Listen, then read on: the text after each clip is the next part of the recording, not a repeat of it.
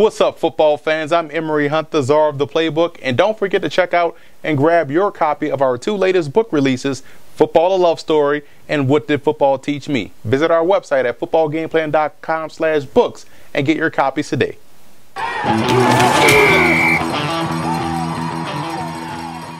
Welcome to NFL Game Plan. I'm Emory Hunt, the czar of the playbook, and today we're going to break down the battle between the Houston Texans and the Carolina Panthers in only a way Football Game Plan can. We're going to bring you keys to victory, coaching points, film session, breakdowns, whiteboard workouts, X factors, even fantasy advice. So let's get this video kicked off with my keys to victory.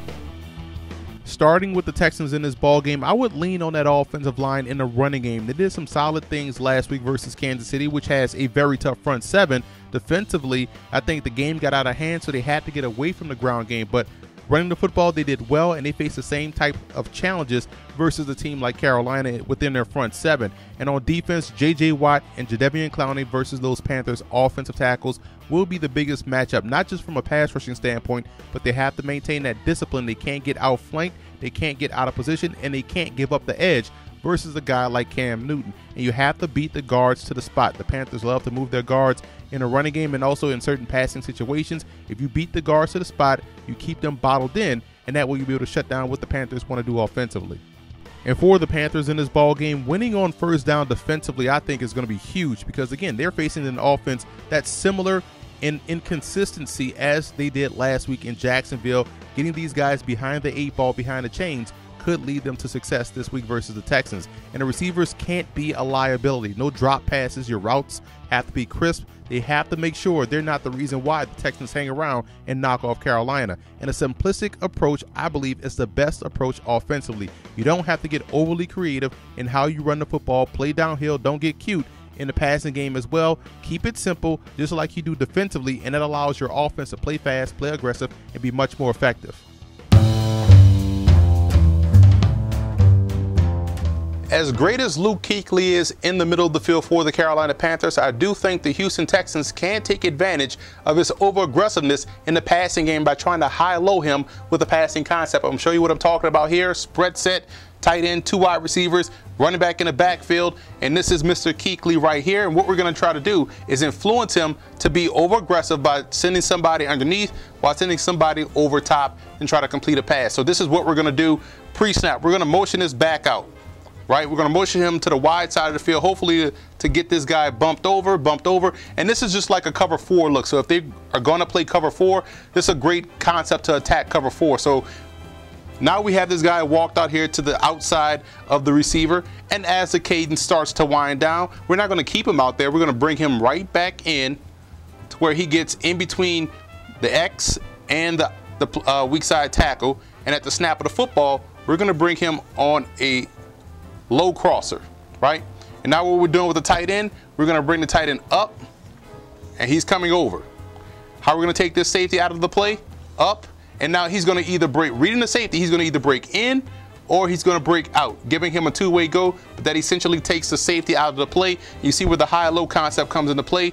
If this guy wants to be a hero and squeeze, we take him out as well by pushing up and over. So now this guy has to account for this streak route going down the sideline, and we're just going to take him out by running the streak as well. So you see where the high-low concept comes into play.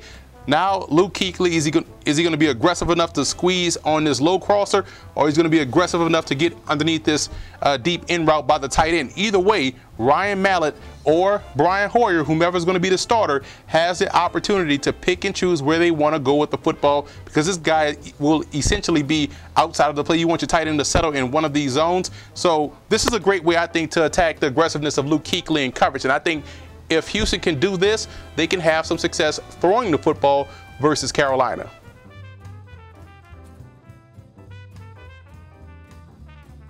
Opening up the Panthers playbook, I noticed how well Charles Tillman, who spot shadowed at the bottom, and others played in the secondary last week versus Jacksonville. Keeping up that level of aggressiveness versus iffy quarterback play is going to be key. You can see right here as we freeze it, Blake Bortles has nowhere to go with the football. Maybe he can go down the seam if he would have waited a half a second, but then he would have also gotten sacked on that play. So this level of aggressiveness and execution has to continue this week versus Houston.